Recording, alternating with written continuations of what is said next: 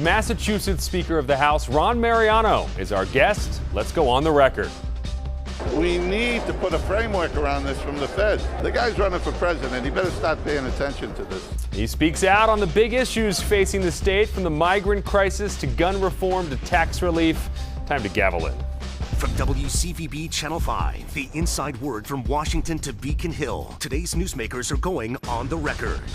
Welcome to OTR, everybody. I'm Ben Cimino, along with Newsletter 5 political reporter Sharman Sacchetti. Ed Harding's off on this Sunday morning. With us here at the table is Speaker Ron Mariano. He's been the House leader since 2020, has been a very busy man of late, a Democrat from Quincy. He first took office as a state rep in 1991. He holds degrees from Northeastern University and UMass Boston. Mr. Speaker, thanks for being with us this morning. All right, let's start with gun reform. You have made gun legislation one of your core issues. We heard from both sides during a public hearing last week. The Massachusetts Chiefs of Police, they've come out against the House bill. Now, that bill would ban guns in schools, polling places, government building, and private homes without the homeowner's permission. It would also target ghost guns by requiring serial numbers on frames and receivers, and it would ban new AK and AR style weapons. You are calling a vote this week, which must mean you are confident in the support that you have. Well, I am.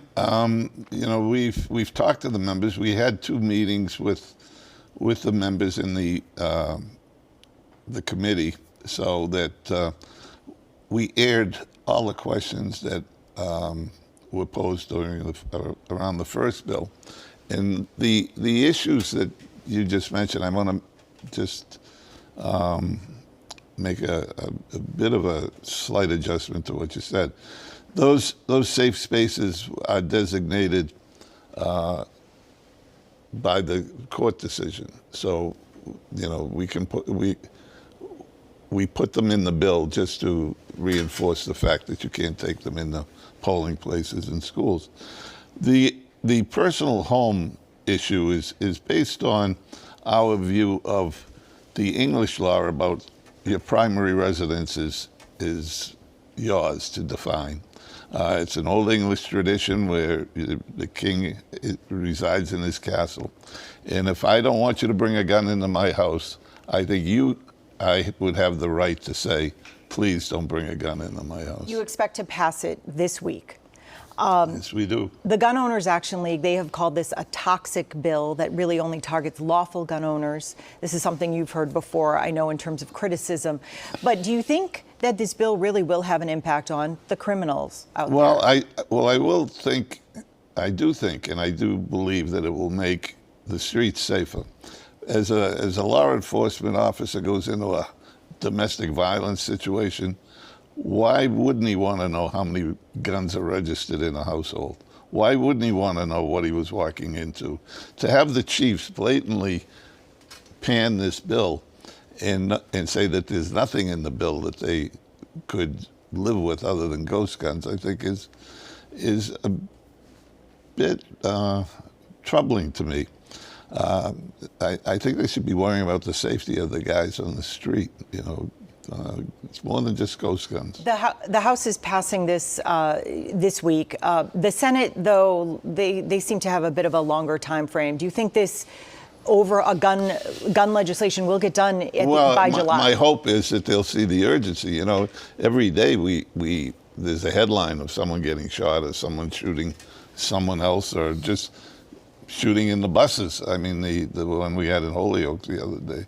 The tragedies continue. Let's put some urgency into this and get it done. Biggest story around the world right now is what's going on in Israel. Awful what happened there last weekend. It is looking more and more like this is not going to be a short conflict. You obviously came out in support of Israel, denouncing terrorism. What are your thoughts on where this goes and how it ends? Well, if I could control the situation, it would end fairly quickly. But this has a long history since the end of World War II, this fight over the home state for the Palestinians. But I don't know how anyone can watch the news today and not be horrified by what Hamas has done. The shooting into 1,000 folks kids at a music festival. The going through houses in the kibbutz and killing whole families, husband, wife, and kids, just plain out murder. Yeah. They're not fighting back. There was no declared war. They just came in and killed people. All right, at the top of the show, we ran your comment. You mentioned that was the first time you'd actually watched it, but you certainly said it. We ran your comment about the Biden administration not providing enough help on the migrant crisis. Now, last week you met with Homeland Security officials. Do you feel like they listened? Did they hear you? And is anything going to change? Yeah, but let's be realistic. As I said to them, I know the cavalry isn't on the other side of the hill, because maybe I'll go down and be the speaker in Washington too. But right now there's a rudderless ship that controls the spigot for the help that we need. We need congregate housing facilities. We need money. We have people coming in daily, different times of the day, from different regions, entering our state from different locations. We're trying to get them all organized in.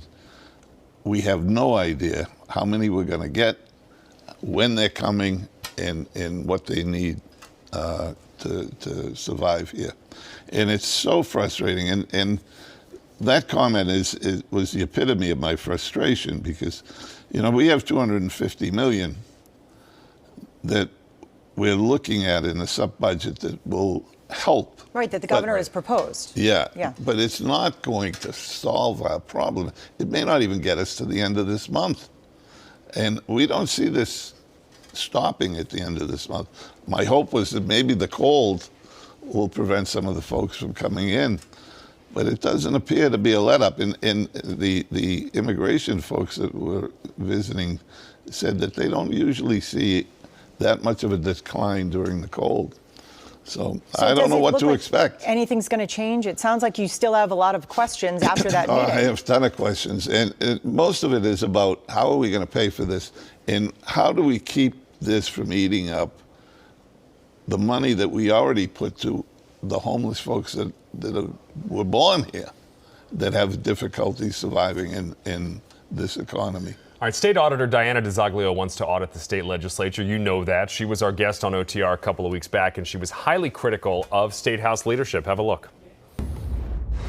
I just think that it's unfortunate that we've gotten to the place where it's been several months of our office trying to simply do our jobs, and that auditors in our office who are paid by the taxpayers can't even get meetings with certain lawmakers who have access to the documents. We're requesting that the Speaker and Senate President continue to tell staff that they're not allowed to meet with the auditors in our office. That is not being conducted in a spirit of cooperation. So she's a constitutionally elected officer, elected by the voters in the Commonwealth. Why shouldn't she have access? Because the Constitution says there are three distinct segments of government: the judiciary, the legislative, and the executive. She's a member of the executive. She's not to audit the legislative or the judicial. It's fairly simple. That was our position. We sent her a letter. I haven't talked about it. I don't have a song. I'm not putting together a dance routine for this. I think it's obvious that if you read the Constitution, that there is a separation of powers and that she doesn't have the authority. So the legislature has also exempted itself from the open records law. Is the legislature open enough, do you think? Could you do more? We have done more. Our rules every year has opened up the records of the committees, the voting records of the members. I don't know how much more we can do. We're audited every year. We have our own audit. You can follow our expenditures on live tracking by the minute. I don't know much more than that she would need. So she's talking about getting signatures for a possible ballot question. Do you think that is just a waste of time? You know, I think it's funny she's worried about us wasting auditors' time. I think going out and getting signatures for this would be a waste of auditors' time.